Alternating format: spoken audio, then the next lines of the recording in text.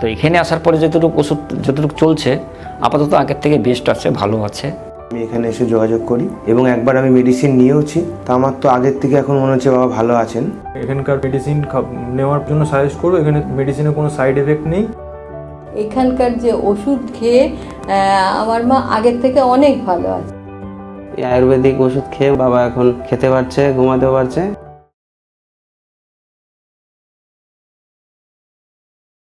Inner যে cancer সেটা spread হয়ে গেছে, সম্ভবত এটা 4 স্টেজ ক্যান্সারে চলে গেছে। সুস্থতার জায়গায় আরও অসুস্থ হয়ে পড়লেন, হাঁটার যে ক্ষমতাটা সেটা কমে যাচ্ছে।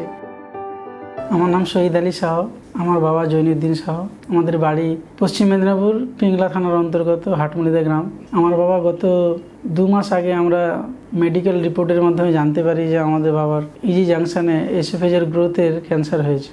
এই নিয়ে আমরা অনেকেই চিন্তিত ছিলাম। এরপরে আমরা ডাক্তারবাবু পরামর্শে এবং রিপোর্ট করার জন্য কলকাতা ঠাকুরপুকুরে এসেছিলাম। সেখানে আমাদের আর্থিক অবস্থা খুব খারাপ থাকার জন্য আমরা সেখানে রিপোর্ট করাতে পারলাম না। ওখান থেকে আমরা কটকে গেলাম। কটকে ওখানে রিপোর্ট করার পরে ডাক্তারবাবু ক্লিয়ার বললেন যে ইনার যে ক্যান্সার সেটা স্প্রেড হয়ে গেছে, এবং সেখানে যে অঙ্কোলজি ডাক্তারবাবু তিনি বললেন যে সম্ভবত এটা 4 স্টেজ ক্যান্সারে চলে গেছে, কারণ এটা লিভার থেকে, লাংস থেকে এবং ব্যাকবোন পর্যন্ত এরা স্প্রেড করে গেছে। তারপরে ওরা চাইছিল যে ওইখানে তারা অ্যাডমিট করে নেবে, কিন্তু ওই একই সমস্যার জন্য আমরা আবার সেখান থেকে ফিরে আসি।